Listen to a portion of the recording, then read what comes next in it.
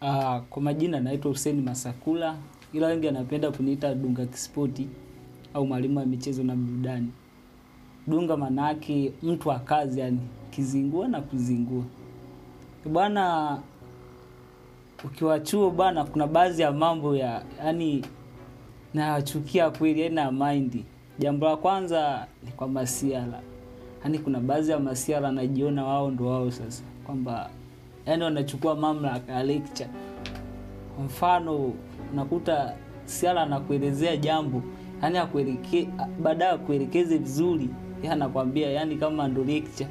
Yani ana maamuzi yote. Ni watu ambao wana mind sana. Kitu cha pili bana, bado ni kwa masiala.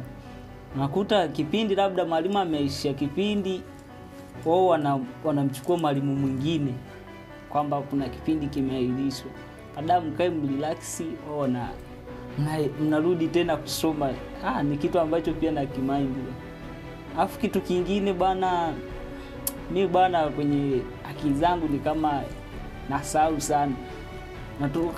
Unakuta unatoka nyumbani, unakuta umesahau ID.